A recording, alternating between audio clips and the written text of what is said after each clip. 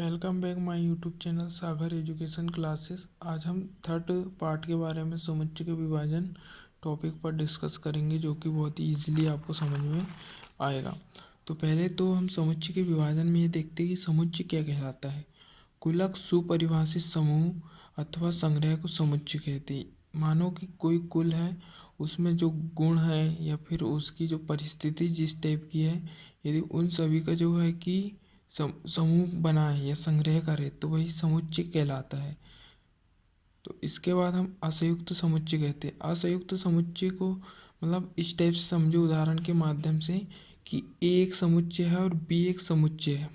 तो दोनों में यदि संख्याएं जो बराबर नहीं है, कि यहाँ पे भी 2 आया और यहाँ पे भी 2 आया, तो वो असंयुक्त समुच्चय नहीं होगा, वह संयुक्त समुच्चय होगा। यदि जैसे यहाँ पे 4 आया, ये यहाँ पे -4 आया, तो ये दोनों अलग संख्याएं हैं, इसलिए हम इन्हें बोल सकते हैं कि यह एक असंयुक्त समुच्चय है।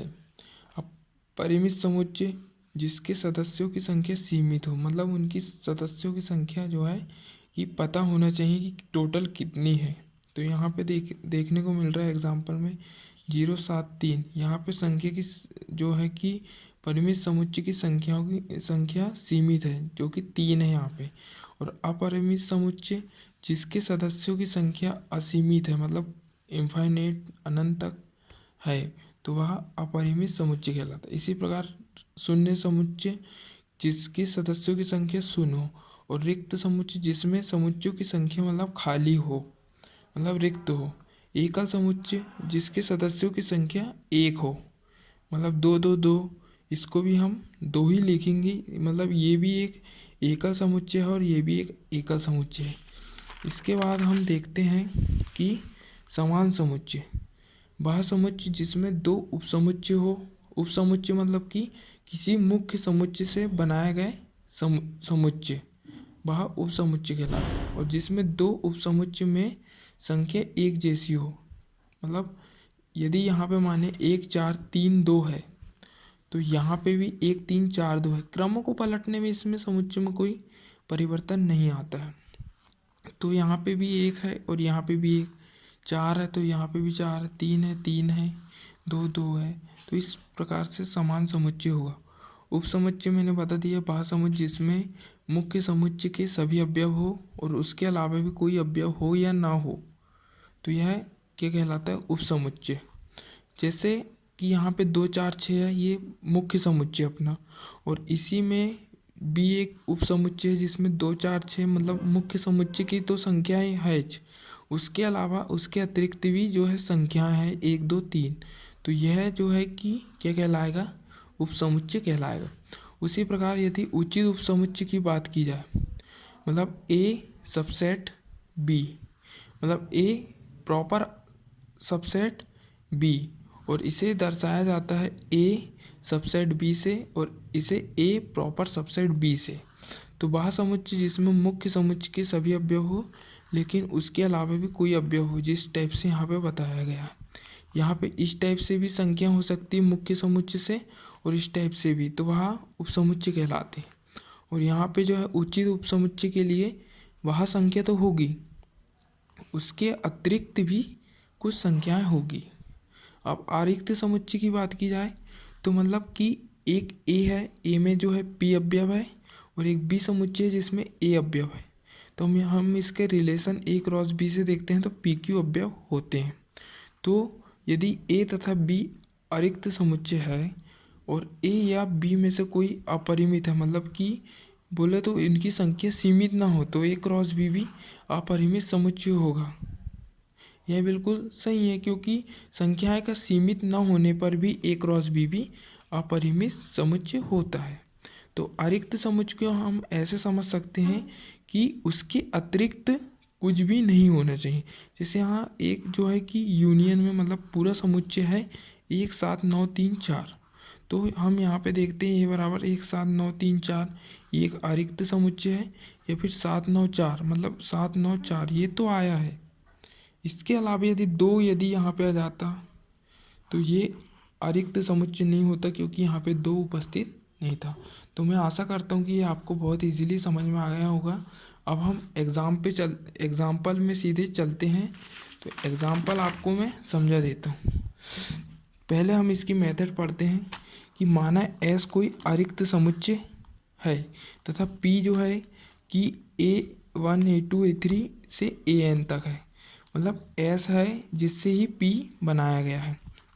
समुच्चय एस के उपसमुच्चय का समुच्चय है, मतलब ये भी एक जो है समुच्चय है तो इसका ये पी एक उपसमुच्चय है।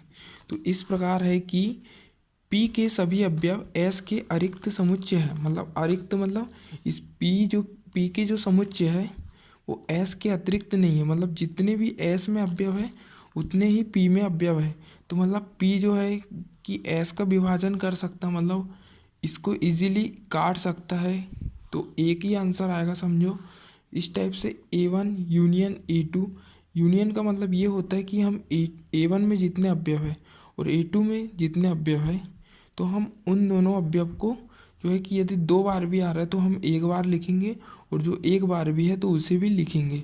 तो इस टाइप से AN तक लिख लेते हैं। उसके बाद P के अवयवों का प्रत्येक युग्म असंयुक्त समुच्चय है, मतलब कि जितने P में जो अवयव है और जितने S में अवयव है वो सभी जो है कि एक ही है समझो, तो वह विभाजन कर सकते हैं, मतलब असंयुक्त समुच्चय है। तो इस टाइप से हमें यहाँ पे बिल्कुल ही समझ में आ गया है। तो अब हम एग्जाम्पल में चलते हैं कि जो है एग्जाम्पल 1 में दिया गया है कि S बराबर 1 से 10 तक की संख्याएं दी गई है। इसमें A1 में 1 3 5 दिया गया है, A2 में 2 4 6 8 है, A3 में 7 9 है और A4 में 10 है। तो हमें पहले क्या देखना है यहाँ से कि P के सभी अवयव S के अरिक्त समुच्चय है कि नहीं। तो हम एक P बनाते हैं। तो P में जो है कि A1 A2 A3 A4 है, A1 A2 A3 और A4 है, जो कि यहाँ 1 भी है 3 भी है 5 भी है 2 भी है 4 भी है 6 भी है 8 भी 7 9 10, मतलब पूरी संख्या यहाँ पे आ गई। तो यह एक क्या कहलाएगा, अरिक्त समुच्चय है, मतलब उसके अतिरिक्त नहीं है। तो पहली शर्त का पालन करता है, अरिक्त समुच्चय है। इसके बाद हम सेकंड में देखते हैं। यहाँ सेकंड में क्या लिखा है कि A1 union A2 union A3 union AN तक गया है, तो हमारे पास A4 तक है। तो यदि हम A1 का यूनियन करें A2 का, A2 union A3 A3 union A4, तो हमको S जो है S उपसमुच्चय प्राप्त होता है। तो हम लिख सकते हैं A बराबर P बराबर A1 union A2 union A3 union A4। तो ये यहाँ से जो है कि ये बिल्कुल क्लियरली हमें पता चल गया है कि S में जो है S यहाँ पे लिख सकते हैं हम कि S बराबर भी ये हो जाएगा, मतलब पूरे यहाँ पे क्लियर आंसर इसका निकल कर आ रहा है। इसके बाद तीसरे में हम देखते हैं कि P के अवयवों का प्रत्येक युग्म असंयुक्त समुच्चय है, मतलब क्योंकि ये P के जो जितने भी अवयव, मतलब इसमें भी अवयवों की संख्या वैसी है और इसमें भी वैसी, मतलब इसके अतिरिक्त नहीं है। तो ये भी एक असंयुक्त समुच्चय है। P के अवयवों का प्रत्येक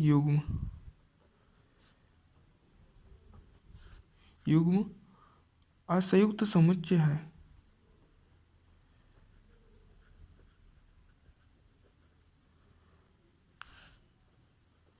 तो ये आपको बहुत इजीली समझ में आ गया होगा। यदि इसमें किसी प्रकार की प्रॉब्लम जाएगी तो आप कमेंट करके कमेंट सेक्शन में आप बिल्कुल बता सकते हैं। इसी प्रकार दूसरा एग्जांपल, यदि A बराबर 0 से 5n तक गया है एक दत्त समुच्चय है, हमें ज्ञात करना है x इक्वल टू वाई से परिभाषित है। A पर तुल्यता संबंध है, A के सापेक्ष संबंधों की कल्पना कीजिए। इसी प्रकार हम देखते हैं कि A0 A1 A2 जो कि है इसके अतिरिक्त, मतलब 1 2 3 4 5 है, तो यहाँ पे भी 0 1, यहाँ पे डबल बार कोई संख्या रिपीट नहीं हुई, तो हम बोल सकते हैं कि A0 और A1 और A2 अरिक्त समुच्चय है, अरिक्त समुच्चय है।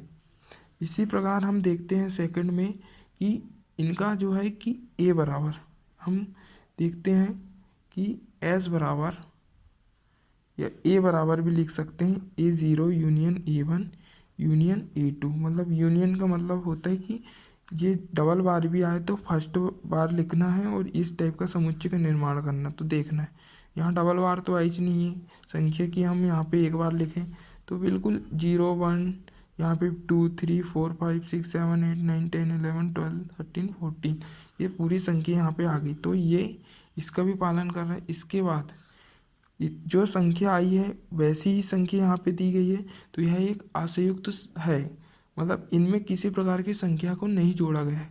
तो हम लिख सकते हैं कि A0 A1 A2 में किन्हीं दो समुच्चयों का युग्म असंयुक्त है। किन्हीं दो समुच्चयों का युग्म असंयुक्त है, मतलब कि किसी प्रकार की संख्या इसमें ऐड नहीं की गई है, सभी अलग अलग है। ठीक है दोस्तों, तो मैं आशा करता हूँ कि ये वीडियो आपको बहुत इजीली समझ में आया होगा। यदि आपको इजीली बहुत ही समझ में आया और आपको अगले वीडियो इसी प्रकार से चाहिए तो आप मेरे को कमेंट सेक्शन में बिल्कुल बोल दीजिए। और आप ये वीडियो को सब्सक्राइब, लाइक और कमेंट करना बिल्कुल ना भूलिए कि आने वाले वीडियो आपको अच्छे से इजीली प्राप्त हो सके। थैंक यू दोस्तों, वीडियो देखने के लिए आपका बहुत बहुत धन्यवाद।